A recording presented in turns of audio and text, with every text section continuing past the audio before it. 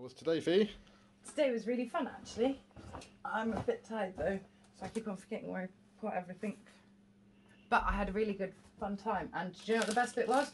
Not only was it the most accessible place that we've been like in a while, but they also had like little labels like not all disabilities are visible. So it was quite nice because it was deliberately set up for disabled people. It's like they planned it for cripples as opposed to, I suppose I have to legally make it okay for cripples. And I think it makes a big difference. And there were lots of planes. And I got to look at the Vulcan bomber, so I'm okay. And where are we going now? We're going to get some makan, as Grandma would say. We're going to go to Shimla restaurant in Newport, where I used to go to school. So I'll show Nick Adam's grandma. I'll show you where I used to go to school. The old boys' school till sixth form. And then home and some sleep, because I might be a little bit tired. So after gallivanting around and having an awful lot of fun, Nick and I decided to meet up with the old man and Lynda as we were near Cosford.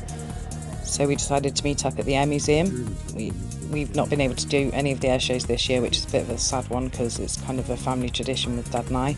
So instead we decided we could meet up at the museum. We were going to geek out on the interactive display, but sadly because of COVID they haven't been able to leave the display out. However, all of the other displays are fantastic. The way that they've set up the bombers, you can see underneath, you can see a lot of the mechanics, the way they've cut through some of the engines, and it's fantastic, I have to say. It's one of my favourite museums. A lot of that reason being because they've got all three of the V-bombers, which I think are beautiful, beautiful planes. Nick's definitely in favour of the Victor, whereas I am a Vulcan girl myself.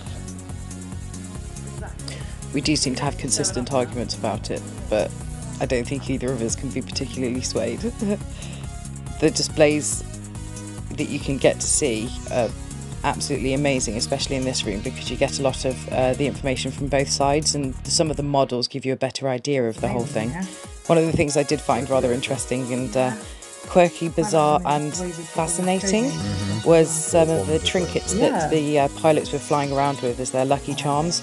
And I totally get that. I'm a massively sentimental and superstitious person, but there was one of the charms that definitely looked a bit different. It was very much of its time, I suppose.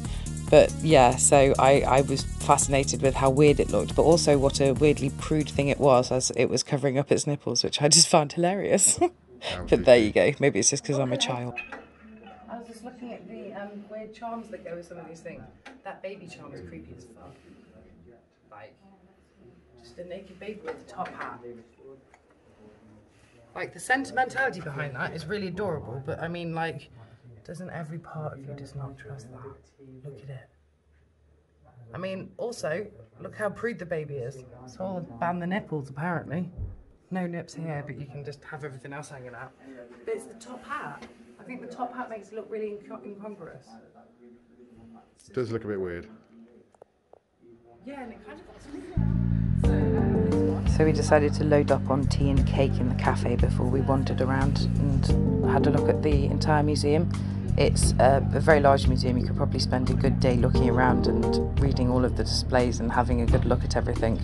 One of the bonuses, I think, is the way that they've put some of the displays with the bombers. They've managed to make some of them look agile, even though they're obviously static displays, as well as being able to look underneath all the bombers and seeing where the bomb bays were and all of the interesting mechanics that go with it.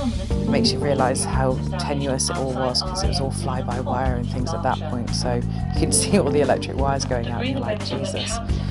I couldn't even cope with switching on the oven sometimes, and these poor bastards have got all these things to deal with.